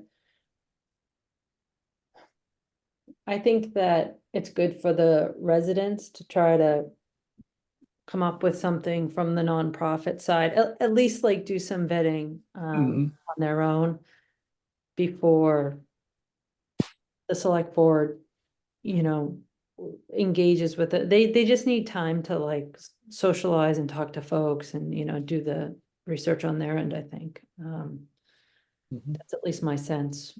I'd put the thing out and say, look, you would, if you wanted to do something like that, you would likely find a very receptive select board. But if you're not willing to ask, we're not giving it. A little bit of, kind of like a challenge grant. You're looking skeptical, Gene. No, I think there are people, you know, that are willing. The question is, are there enough of them and who are Yeah. they? And there's a lot of logistics and there's questions about money and how you get the money for the repairs and, you know, I think to Ellen's point, a lot goes into fundraising. If you're doing these campaigns, sometimes these are multi-year campaigns to try to put something together that's gonna be sustainable and credible. And so I also want to make sure they have the space to succeed too on their end. If this is something, so yeah, there's a lot of moving pieces, and I mean, my thought is we also don't want to let this like consume every meeting we have. We have a lot of other things that we need to move through, so do our staff. I'm watching the clock on the $3.2 million option, which to me is a very good option if the condo conversion comes through. It's something that we can likely fund out of our existing tax base without requiring a tax increase. That does not address the answer of existing town hall though, which I think is important to have a plan if we're gonna exercise the option, because I think that was a part of the failure of the last vote. How baked the plan needs to be, not clear to me yet, but that to me is the reason for keeping our eye on the clock with the timing, because we don't have the luxury of, you know, saying yes the next week once we come to a decision, right? We have to go by the town meeting cycle, so. Nothing happens without a deadline, so I think we better tell the people to get working. And you know, if we have to slow it down at the last minute, we can do that. I'm also not adverse to it, you know, especially called town meeting to make this you know, decision. I think we've made a lot of progress tonight, quite honestly. Okay, is there anything further that we want to discuss on this issue, including information that we think we need going forward? I think we're probably not going to discuss this town hall issue on the next select board meeting on March 29th. We're going to start 27th. I'm going to start to do the budget and really sort of dive back into that. But Ellen, sorry, you had your hand up. So just on this topic, I mean, Michelle presented, I think it was 5.6 million for really what was just a bare bones renovation of the historic part, the auditorium only, which didn't include the second floor or the basement, included mechanicals and fire suppression and the demolition of the annex. Is that about correct, Chris? Is my memory right? Yes, that's my recollection as well. Okay. Perhaps we ought to get a part B to that to include the roofs, the siding and the windows. Because we'll, you know, say everybody's on board with the idea, you know, and if that's all we do for 5.4 million, with or without CPC funds, is this board or the next board going to be charged with, okay, now town, we have to come back and ask you for roof siding and windows? I mean, I think we should know everything. We can say we're not asking for it now, but we're going to ask for it in 2 years. Do you know what I'm saying? But we have to have a plan. Credibility demands that we do that, Ellen. Good point. Well, I said that earlier. We come up with a plan with the siding. I do think we should have a deadline. Again, we're gonna know about the condo thing by the 6th. Planning, and then we should have a deadline to get the survey out. I do think, again, that we should have a full package on, I mean, the second floor, we've always talked about leaving that as storage. What Michelle came up with was 2 bathrooms. I thought the basement was included in there. The only thing that was left out was siding, and windows. So taking down the annex, shoring up the foundation, capping off the mechanicals, and going from there. So if I'm not mistaken, the only thing we have to add, because we're not going with an elevator, because the second story storage, we come up with the windows, the siding, and whatever else is left out. And so we're looking at maybe, I don't know, let's say 6, maybe 6.5 or something like that. Maybe. Again, I'm not a contractor. But yeah, we should have a full package. So no one can say that, oh yeah, they left that out, they left that out, they left that out. Yeah, and I think too, and I see Miss Barbara C's comments. Thank you for those. Those are helpful. Yes, I agree. We have to define town hall and annex when we do a survey, and even tax increase, which means paying more in taxes than you otherwise would, because we would have to increase those. I think too, it would help the other advisory committees out there, including capital and advisory, to understand that we don't have a warrant article right now that is currently before us, or before them for that matter, on town hall. We're still really trying to figure this out and do our diligence. And so I think unless and until we decide to put a warrant article on the warrant for town meeting, we don't have anything. And a part of that is because of timing, because we are waiting, for example, for the planning board, and we are waiting for some of this other information to see if any of these proposals will be ready for a town meeting, and how far along we can go or not go.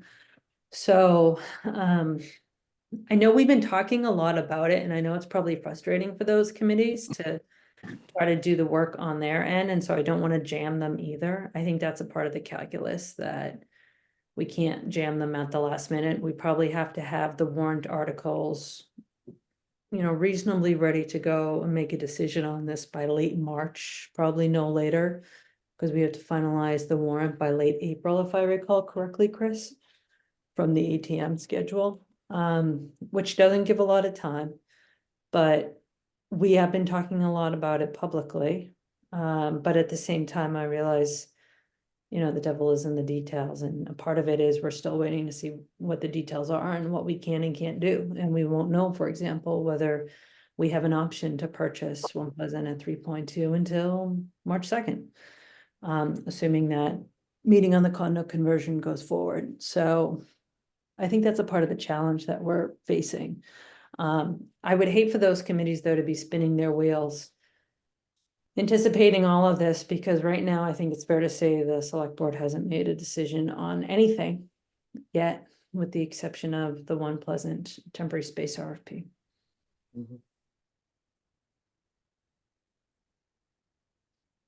Okay, so going forward, it sounds like, Chris, we probably need that full price on the demolish the annex, keep the existing town hall, auditorium, historic town hall. Is there anything else that we feel like we need in the interim, really during the month of February, because we're not going to meet again for a few weeks? I asked Chris to put in all of the ARPA and capital stabilization fund balances and free cash balances, so people could see, what we're talking about, whether it's a permanent option or the temporary space option, with respect to where the funding may come from for some of these options. Because that probably will be an important it will be an important question. Chris, would you mind real quick just walking us through the ARPA balances? I wasn't exactly sure. Yeah, I found it confusing.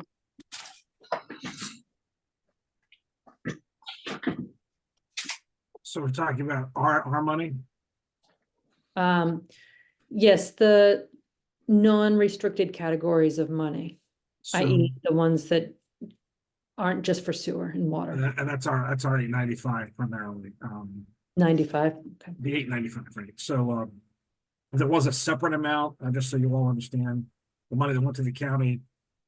A chunk of it ended up being also considered, almost any use because of the way the county calculated things after other communities pulled their money for sewer and water purposes. And we used that money for the school curriculum, so that was set aside last year, that $270,000. That was for the school curriculum upgrades. I think it was math, if I recall. So that's already that's on the county side. On our side, there are a number of projects that were funded. And again, I'm afraid I don't have the chart right in front of me, so I'm working with memory. Ask me questions if you want. About 32,000 was undesignated at the end of the day. A lot of the other money was put aside for various projects by the board. We've now swept through that and pulled out what hasn't been spent to say, well, what can we reclaim? What can we repurpose? And that's in progress. So that's what that column to the right says, that return that money to be returned. The turn back money, Correct. 74,429. And that's what we have as of today that we can reclaim that was unspent. When I say reclaim, it's ours already. We don't have to take it from any place. You have to just have the accountant just move it back into the undesignated.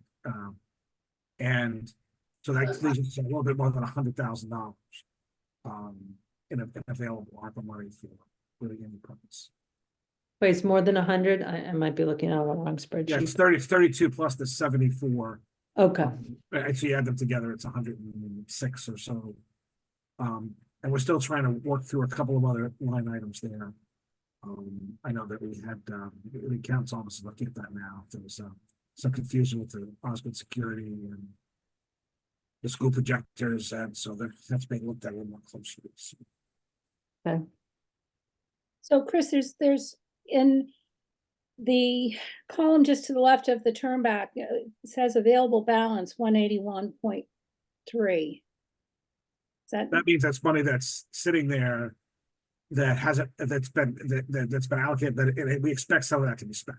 Okay, There's still, so the reason it hasn't, yeah, that's money that we know that there's still claims out there for. Or like, for example, the money was just allocated for the repairs for the town hall, for the fire separation. We haven't spent any of it, right? So it's 35,000 unspent dollars that's been designated, but we expect to spend most of it, not all of it. And a couple of the other ones, we're still waiting for final bills. And by the way, there also is money there. It turns out there's actually money that was unspent for the zoning stuff. So we actually have, it turns out, a little more money on that than we thought. So it's good. So I'm not gonna recommend the board repurpose that, because I think there's a call, I think it's gonna be a call by the zoning working. so Chris, there's, and this one just stuck out to me, Sure. based on an exchange you and I had, there's Safe Harbor Mental Health Substance Abuse pilot proposal for $33,500 that was approved by the select board on March 22nd, 2022.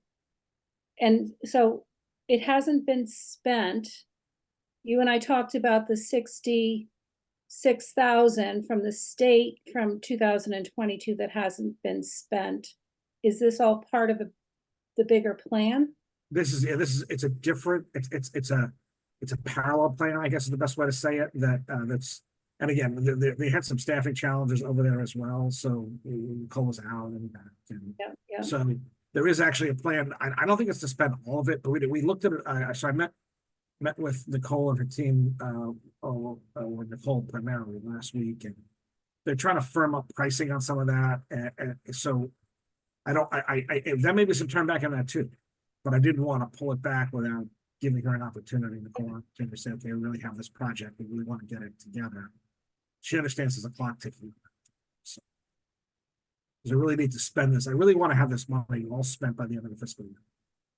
If at all possible, unless there's some, or at least encumbered that we know it's going out the door. Right. Because I don't want anyone coming back. I don't want, some change in Congress to come back and say, take back all the money that we haven't spent. yeah, that would be problematic. By the way, we're also looking for the board as a whole.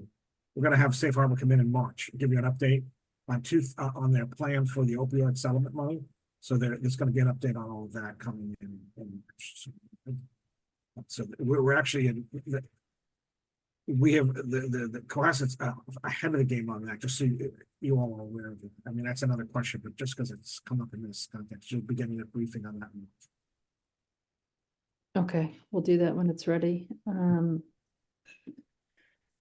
Okay, so I think related to how much money, like, what do we have to spend realistically? I think a part of what we need to prioritize is the temporary space lease and the build out for Mount Pleasant and the move. And so I think, I know Michelle's working on that.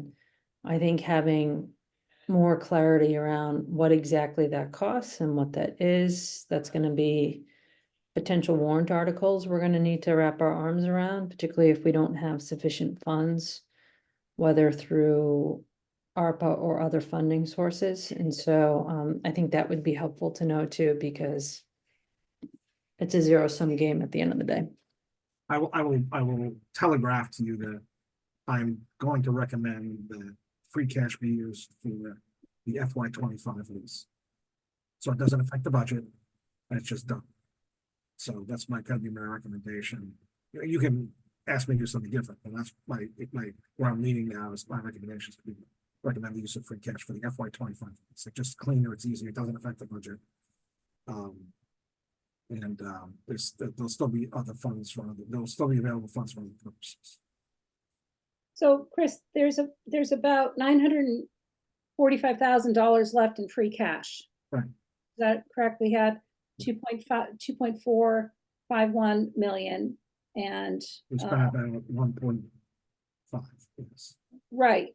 So we spent 1.506. So 944, so 200 for the lease, 744. How does that impact our ability to put funding into OPEB capital and or special education stabilization fund? So Historically do. So historically, we do all of those things in the fall, not the spring. So we've already put, if you remember, the board put $500,000 into capital in the fall. Yep. We've already paid our special ed, we paid our FY24 contribution already for OPEB. That's all done. Okay. We're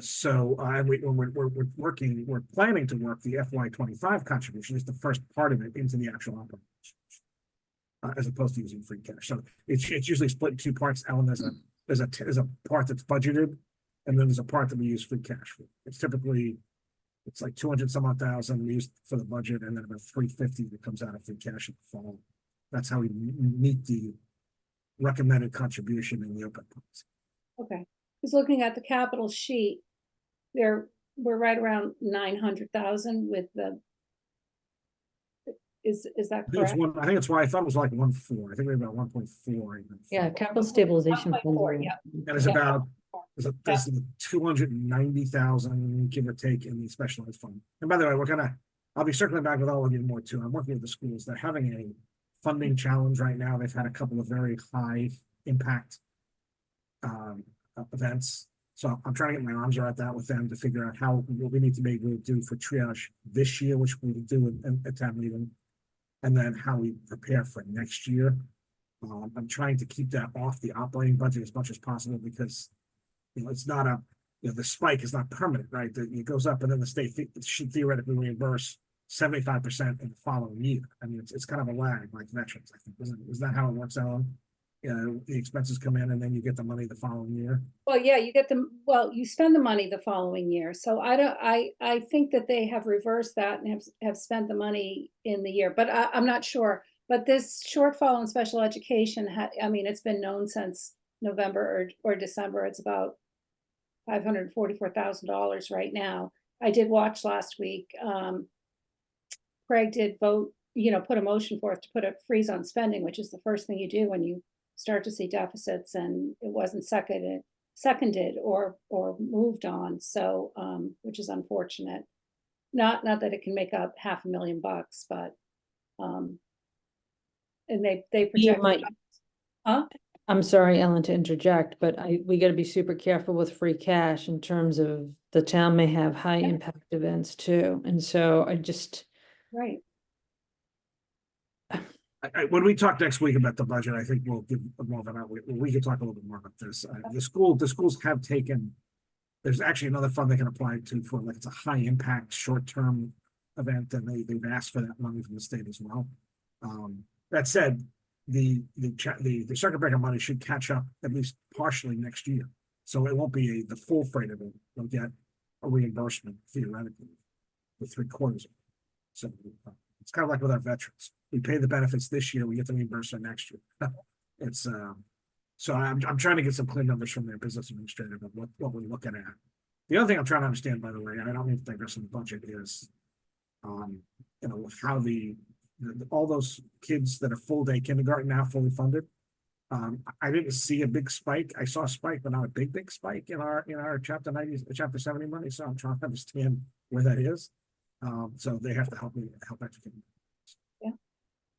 So I guess the picture that is being presented or that I'm hearing is that on free cash, we can't count on that as much as we might like for funding things like the purchase of the first floor of One Pleasant, which is going to be important to understand and know, at least not this ATM cycle. But remember, we also have the stabilization fund. I mean, I don't want to, you only go to that in an emergency rainy day, but if there's a giant spike in special education costs, that the last time the town touched the stabilization fund was for special education costs. And again, I don't want to digress, we're coming like way off topic here, but that's there for a rainy day. And if it's raining real hard, you may have to consider tapping that to plug a hole. I'm not saying that that's going to be the recommendation, but that's what it's there for.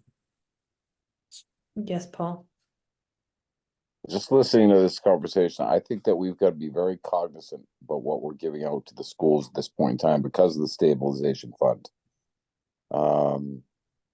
And just reading public commentary and things like that as to what people push back. They think that it covers maybe a lot more than it does. And I think the schools have to be cognizant of that too before they come dipping back into the well, that we do have that fund in place. And I'm saying that politically speaking, I'm saying that just because we got that fund in place for them. So it's just don't want to put a bad taste in the public's mouth as to what we're additionally spending.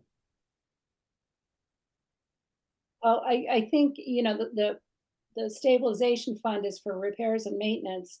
And I think what they're grappling with right now are special education tuitions, or I'm guessing based on the numbers, out of district placements.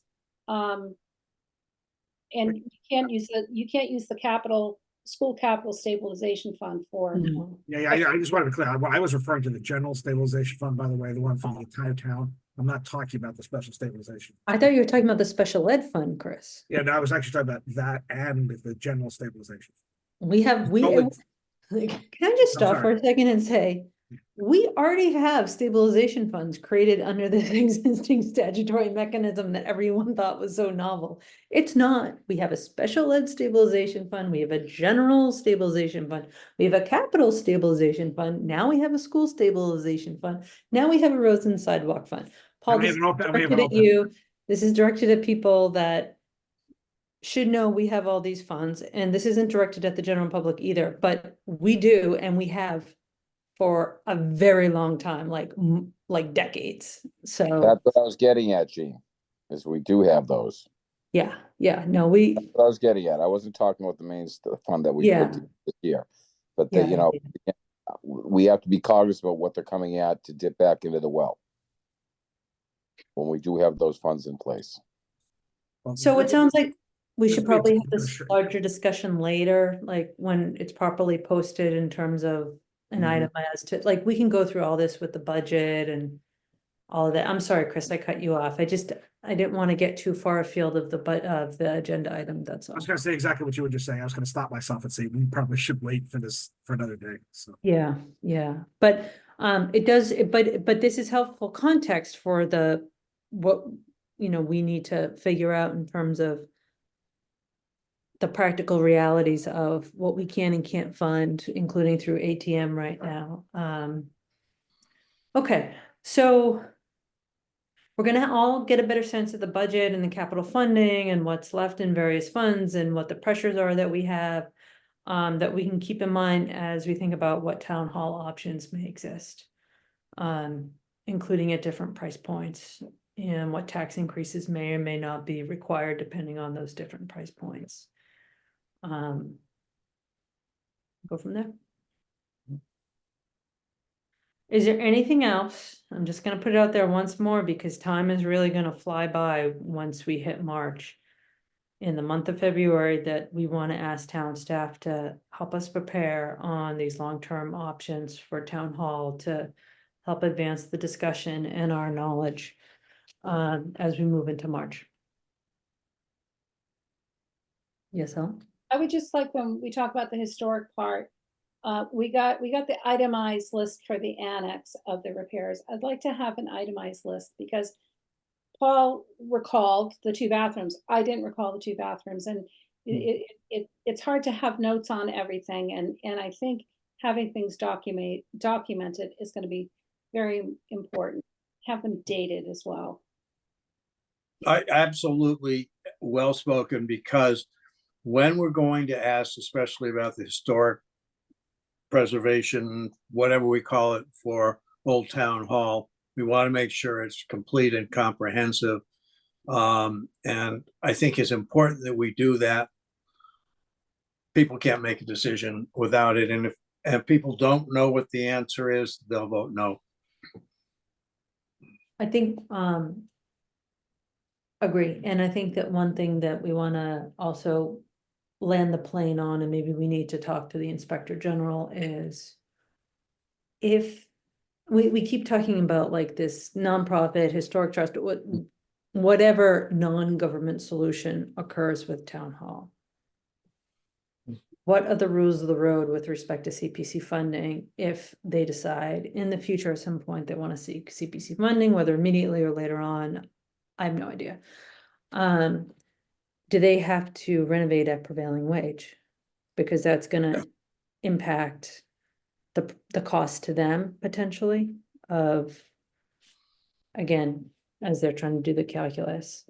I think the answer may be no, but I think we really want to make sure we know that. I think we all know that, for example, if someone builds a government building for you, that has to be done at prevailing wage. That's the answer we got from the Attorney General.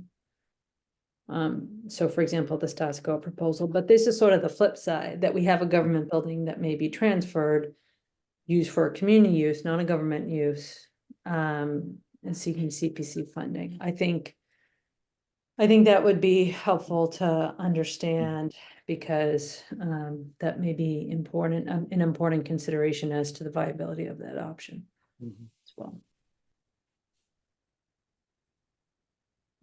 That was the other thing that I was looking through. All right. Are we ready to move on to the last agenda item? Anything else? And obviously folks can reach out to Chris if there's something in the interim. Yes, Chris. Just a quick scheduling note. So March 5th is Super Tuesday. I'm informed that we can't have a board meeting that night because it is a primary election. So I'm going to ask that you consider or let us know if another day that week would work. Okay, with your schedules, either the Monday or the Wednesday. Monday or Wednesday. Okay. All right, thank you. So I think if everyone can look at their calendars and let Tracy know if Monday or Wednesday of that week works, that would be great. Both work for me. So, I prefer Monday, but it doesn't matter. I think Monday is easier for me too, but I'll check and send you an email, Tracy. All right, moving on to the last agenda item. Select board comments. I have And- one, yeah. Yeah, go for it. I have one comment. I think a lot of people already know, but the Reverend Karen Bailey Francois of Second Congregational Church has decided after 6 years to leave.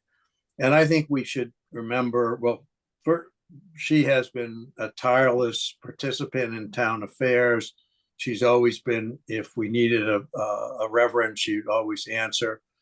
So I think we should wish her well and a fond farewell. And I don't want to leave out the other faith churches that we have in our little town. We have 5, and including the Jewish temple in Hingham, 6, if not 7, and including the center on the meditation center. That's pretty important for a small town. So we are well served by our clergy, and one is leaving us, and I think we should remember that we owe her a debt of gratitude because she has been very devoted to our little town. Thank you. Thank you, Jack. Ellen or Paul, you want to say anything? When's our next meeting? Or we're just deciding? February 27th. So Yeah. after February vacation. Speaking of which, I hope all the kids have a great February vacation and the parents too. And everyone else in Cohasset, so should be exciting for everyone to hopefully get a little break. And the select board will be on a break then as well, so we don't have a meeting next week, but we will the following week, which brings us to the end of February. So with that being said, would anyone like to make a motion to adjourn? I'd make that motion. Second, All right, we'll do roll call vote. Ms. Mar, Eleanor, aye. Mr. Grady, Aye. Mr. Creighton, Jack Creighton, aye. Jean Haley Dippled, aye. Okay. This meeting is concluded. Night, everybody. Good night.